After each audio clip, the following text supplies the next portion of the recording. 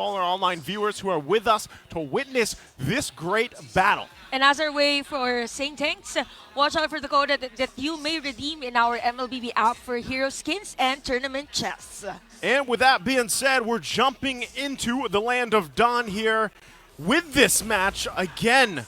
Who will come out on top, Manana EVOS or ONIC Philippines? Let's take a look at things falling into place here at midnight. You'd love to see it. The Inspire from Kelra, classic RG things. Yes. But if it works, it works. Why not? You know, ONIC, they can have the early game momentum on their side, especially with this Freya staying on the goal lane against this carry, and it is going to be protected by the Digi from Escalera. Okay, I want to ask this real quick, Midnight. Why the Freya? Why the Freya into the carry? It's the same idea with the Bruno. You push the lane. You actually dominate the lane. If they have nothing against this Freya in the early game, they can't leave gold lane. That's essentially, you know, what's making the game here for Manana EVOS so hard is you also need to fight the turtle because that's momentum for ONIC. But you also have to leave gold lane for you to be able to do that. Carry's not going to be able to sustain this lane against this Freya. And early game, if Manana EVOS loses that early game, ONIC would just, you know, win naturally. I gotta say, it's a nice skin, by the way, on its Freya. Yeah. First time I've seen.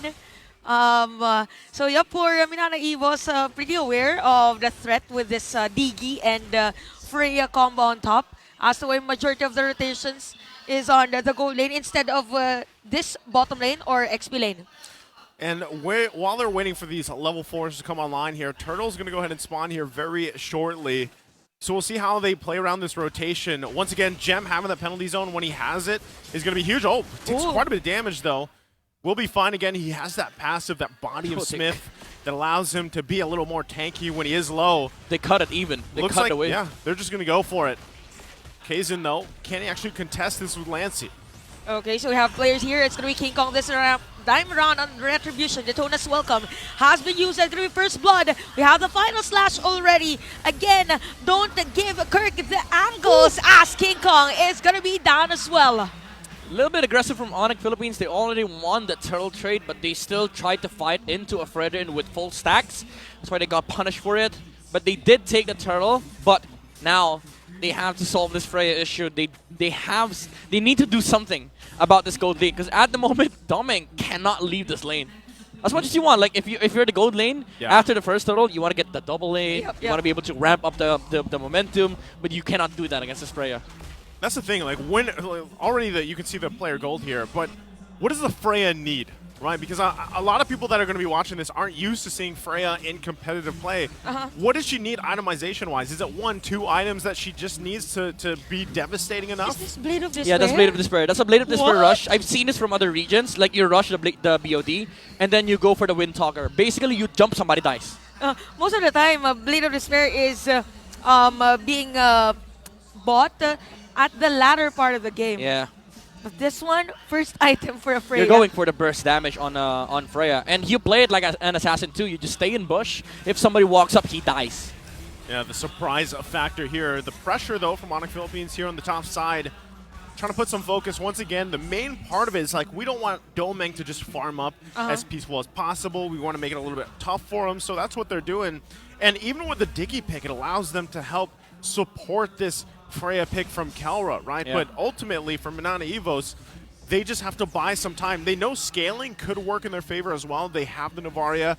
Once we get to that mid to late game, they have the vision, they have the poke potential. Yeah. But really, once again, the job for them when it gets to that point is let's get this times journey out. Not only that, but we have to work against the Black Shoes from Super Prince and then the burst potential, right, with this Kelra, with Kelra's pick here. So Turtle for the taking, the second one of the game. Kazin still having trouble here. Okay, Daytona's welcome again. King Kong with a secured turtle take. And Kazin might be down. Time journey has been used. And look at Kelra just in front of the players of Manana EVOS. Make it 2 casualties for this one. 1 for each. And a gem with a penalty zone. It catches none. And for this one, both teams will just disengage. Yeah, I'd say ONIC, they're pretty much winning the objectives, but they're fighting too much. Again, they fought into a Fredrin with full stacks. The Digi got melted. With just one ult from the Fredrin. But yeah, Manana EVOS, they're doing a fantastic job of sort of like forcing ONIC to you know, deal with these frontliners that they have. Even though naturally you don't have that great of a front line, but Fredrin is capable of turning team fight around. Yeah, and with that, you know, Kelra in that exchange did pick up a kill. there's the code for you guys watching the Star Match giveaway. This is one of the codes we were mentioning earlier, so grab it while you can. And going back to it, it was a great usage as well. Lancey took that time journey himself, tried to extend that team fight out. But that's the thing, right? 2 objectives locked in for ONIC Philippines. But when it comes to the team fights, you can see them struggling just a little bit, especially if that time's journey's gone, right? Yeah. Range is going to be a little difficult for them, and that's why also they have to rely so much later on penalty zones. Are they able to land those? Are they able to land the stuns they have, or even the reverse times through that? Yeah. And again, a lot of things have to fall into place with this lineup. You can already see, too, the Necklace of Durance being picked up by Spider Miles. And they have to, because the thing is, the frontliners cannot rush a Dominance Ice. Yeah. I mean, Kirk is trying to build up the Dominance Ice right now. Kaizen also has to buy one later on. But this Durance, this Necklace, is going to help them out when it comes to trying to fight ONIC, because they have a lot of sustain on their side, especially with the Freya. Hold that thought, though, Super Prince. But at the bottom lane, Super Prince. Super Prince is down, no black shots during that moment, and Minana EVOS will take a turn down at the bottom lane. Same for ONIC at the top lane. So Minana EVOS, they're thinking, okay, majority of the players of ONIC are at the top lane. Let's do a mirror rotation. Top lane though, you have to fight Turtle without maybe the Navaria here, but also King Kong is doing the same thing. He's giving up Turtle for the tower. I think that's okay, though, given the fact that, you want to get more space to work around with leading into the Lord after this Turtle's taken. Yeah. They already grabbed 2, so they might as well just focus on these turrets as they play into the objectives right now. Yep. Might trade the resources as well. Yeah, this also ensures that they don't have to worry about the top lane right now, because there's no towers defending for Minana EVOS on that side, so they can put the Freya on the bottom lane and then maybe group up as 5, controlling mid and bot, and then casually just sending somebody out to deal and push the top lane once again. Maybe it could be Super Prince, it could be Gem, but the point is, like, ONIC could start playing as 5 in the mid and bottom lane now. Okay. By the way, there goes the Blade of Despair. Berserker's Fury, interesting. Berserker's Fury next, yep. For the second item. I thought it was going to be Windtalker, but he wants more damage from the Freya. Again, the Valkyrie is back in the MPL Philippines. Oh, yeah, right. Freya was last picked in Season 6. Dude, we're getting so much old heroes now. Wow. Yeah. Hey, you talked about this before we went to the match, with the new generation. Yeah. Pulling out some of these heroes from way back. It's great to see. That's what I'm saying. It's very refreshing to be in a meta where we have that, where we have this room for flexibility, variability. Heroes, yeah. 10 seconds, Freya showed up bottom lane, tower down. Tower down. Tower down. Like, I used to say Bruno was the turret destroyer. Forgot about Freya, man. Yeah. It's because Freya hasn't been big. The OG turret destroyer. Yeah, because before, like, remember 3 years back, it was the Arguses and the Freyas that destroyed towers. Argus I remember Benecutie playing Argus as well. Because of the ultimate. I love me some Argus, by the way. Like, especially solo queue, you throw in the Argus. All right, I hate you, nice. People think you're trolling, you're not. Yeah. Oh, I heard the conceal play. Oh, somebody messed up the flicker. Okay, flicker, and the penalty zone has been used by Gem. So this might be a opportunity for Minana EVOS, but nope. That was like flicker into reverse time, into into penalty zone. Both of the 2 spells missed. Just kidding. Just kidding. That's when you check throw that if out. It's working. Yeah, good try though. Good try. So now that the Lord is up, they're down the flickers, right? 2 for the side of ONIC Philippines. So and a penalty zone. That is going to play a part here. Penalty zone might come up if they extend this dance a little bit longer here. But already getting positioning, they're going to wait for it, trying to drag that out. Gem is going to be the one to possibly start this fight up. Once again, they have to cover the grounds. Good poke already, though. Even the damage of Super Prince against Lancey is very massive with this Lilia play. They're waiting for the penalty zone. Oh, Kirk! Final slash. Gem's going to be the target. Oh, nice penalty zone.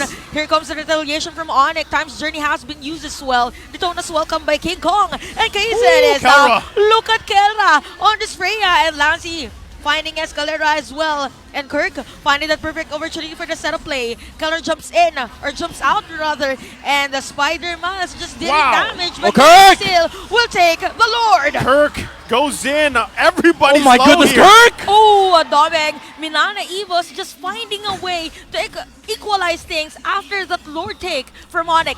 Not gonna lie, Kirk's doing heavy lifting here. Yeah. For Minana, it was that final slash into Gem. Like, people would say that's a bad final slash, you only got XP. That forced the fight for ONIC. And as much as they got the Lord, they were forced to use the Times Journey. Ooh. Even the Daytona's welcome to, against Kaizen. But even then, Minana EVOS, after all that, if everything has been exhausted on the side of ONIC, you just naturally win out the fights. Kirk angle. That's what he got there right now. Even with that final slash, the way he's utilizing this Arlot, again, it was picked up first, and he's making it work really well for them. So right now, they have to deal with the Lord, right? Minana EVOS has to deal with this on the defense side. So we'll see if ONIC Philippines decides to put the pressure here, or they just get a little bit of these shields down, these tier 2s, especially in the mid lane. Lord's going to be made quick work of right there, so not even going to approach the base. But they should still possibly be able to get this tier 2 in the mid. And ONIC Philippines, they might just be happy with that for now as they make their way bottom. Yeah. You know what, for Gem, most of his penalty zones aren't right on spot. So for the next time, he has to be wary of as to where Kirk might be. Yeah.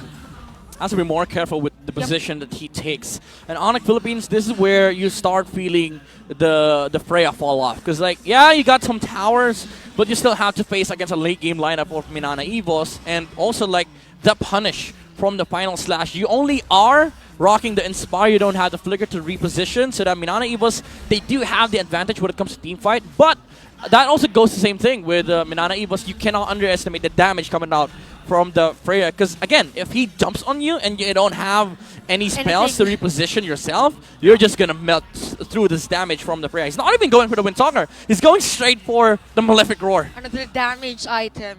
Literally just a big damn. Right? Big damn. That's what Kelra's going for. You know, he's sitting at 2-0. That's true. If you guys watched at the fight earlier on, he played it really well where he even timed the Inspire, right? Yeah. Like he held on to it. Yep. You'll see a lot of players, there's the Malefic Roar.